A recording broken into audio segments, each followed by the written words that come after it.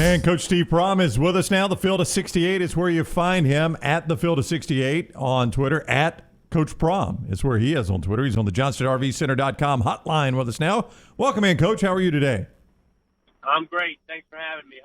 Hope you guys are doing well. Well, wonderful. It was a historic college basketball weekend. This has never happened, where the top 6 teams lost on the same day, and we've been playing college basketball a long time. Which one jumped out at you the most that you were like, okay, big upsets, but I did not see that one coming? Yeah, I think the first thing, when you try to keep it in perspective, is number one, they were all on the road.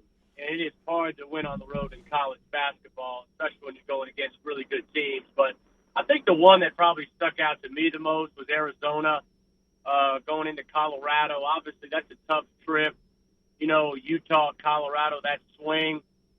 Colorado coming off a loss to Arizona State 2 days prior, and then being up at half by 5 to get beat, 79-63. I think the Arizona loss was probably the biggest surprise for me.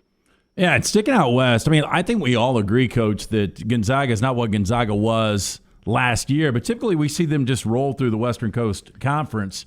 And for them to lose by double digits, I know St. Mary's is good, but that was a little unexpected as well. Yeah, I think, Gonzaga, obviously, really, really good basketball team. And I don't know if they'll stay number one. They may stay number one because of all the people that lost behind them.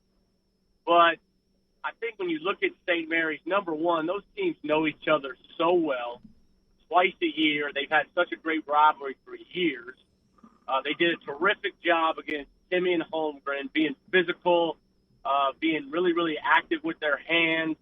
And then they kept the tempo at what they needed. They kept Gonzaga under 60 points, which is very, very hard to do and very, very rare. And I was on the show last night with Field of 68, and Gonzaga has not had a 4-assist game since 2010 for the last time, and they had 4 assists the other night in Moraga. And then St. Mary's had a chance to run the table for the first time ever and go undefeated at home. So I think there was a lot on the line for St. Mary's that night. Steve, if you go back to your coaching days and you guys discussing it on the Field of 68, how much do you put in peaking at the right time for the NCAA tournament, not playing your best basketball in January or early February, like a team like Arkansas, who everything seems to be trending up right now with Musselman's team?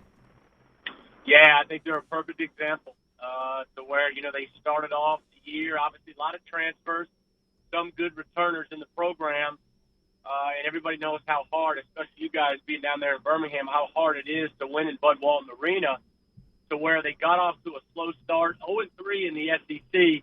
They've won 13 out of 14 games, and they have a legitimate chance. I don't think it'll happen because of Auburn's schedule to share a chance to have a share of the SEC championship. I think Auburn wins their last 2 games and wins it outright. But I think peaking at the right time, tournament play is huge. As you get into late January, February, and that mid-February to March, you want to be playing your best basketball. There's nobody playing as good as Arkansas right now. I mean, they're playing terrific. Coach Steve Prohm is with us, and Coach Prohm on Twitter. He is on the JohnstonRVCenter.com hotline. There is no reason, I'm not suggesting even in asking this question, that there is a reason to panic with Auburn. But they are 3-3 over the last 6, which is something we had not seen from them this year. How do you react to that as a coach when you're Bruce Pearl? Do you just you know the important games are coming up? You don't want to panic because you don't want to send that to your team, but how much is fixable right now of any small issues that Auburn might have? Well, I think obviously when you look at their 3 losses, and I think everybody really wants to harp on Auburn right now, are they still going to be a number 1 seed? Are they still going to win the SEC? They've lost 3 of their last 6. When you look at it from a coaching standpoint, they've lost 3 out of their last 6. All 3 have been on the road in one-possession games. At Tennessee this weekend, at Florida, and then at Arkansas, they actually had a chance to win the game in regulation. Tie game at Arkansas in regulation had a chance to win it. They had the last shot. And so I think you have to keep some of it in perspective. Their guard play has to get better. And I think all year long when Auburn's been really good, they've had Jabari Smith, they've had Kessler around the rim, But I think they've had great balance from their guards and their bench. And I think when you look at the numbers from the Tennessee game, that's who's got to be better. They need better production from the bench, better production from those guards. And then Tennessee just out-rebounded them. They physically just got after them. But I'm a big fan of Auburn. I have been all year. I mean, at the end of the day, they've lost 4 games all season, and it's March 1st. And that's something they need to be really, really proud of. So Steve Prohm continues the conversation with us on the JohnstonRVCenter.com hotline. Speaking of Auburn, when you start, I don't know if you fill out a bracket, when you start looking at the NCAA tournament, do you look at teams that have shot very differently on the road than at home? Because obviously the home court advantage is done at that point. Auburn, I see they're like 99th in the country with one of those metrics, adjusted offensive efficiency in their road games. I mean, you're a top 5 team in rankings, but if you're shooting number 99 in the country away from Auburn Arena, that should be a red flag to some people, I would say. Yeah, you can look at it that way, and especially the one thing that's hard as you go into the NCAA tournament for these higher seeds is, in those neutral site games, the neutral fans, they're going to tend to just root for the underdog. And so if it's a close game, the environment's going to be going against you a little bit, to where everybody wants to see the March Madness, the Cinderella stories, and the teams pull off the upset. But I think Bruce Pearl's one of the best coaches in the country, and I think he'll have his guys ready and just clean up the little things that they have to before they go to the SEC tournament. But, as you said at the end of the year that they've got a chance to win the SEC going in the last week of the season, they've done a lot of really good things. But obviously, if they can get Flanagan back going, Green, and a couple of those other guards off the bench, Cambridge, then I think they'll be in good shape. Hey, shifting to the Big Ten, numbers say it. Most experts will say the Big Ten's the best conference right now in college basketball. Is there a team, though, in the Big Ten you trust to win 6 games once we get to the tournament? Man, that's the tricky thing, I think, with the Big Ten. Phenomenal league, and when you talk about road environments, maybe the best league in the country when you talk about road environments. I mean, everywhere you go, it seems like they pack it, from Nebraska to Wisconsin to Michigan State to Illinois. Wisconsin, if they can win tomorrow night, they're going to win the Big Ten outright. I would be surprised if they don't finish up the deal and beat Nebraska on that Saturday and win it outright. They have a player in Johnny Davis that's good enough to carry them to a Final Four. But I think all those 3 teams can make a run, Purdue, Illinois, and Wisconsin. But if I had to pick one, I'd probably say Illinois from a standpoint of I love their guard play. I love their toughness with Trent Frazier. I love their ability to shoot the basketball. And they've got a dominant force in the middle in Kofi.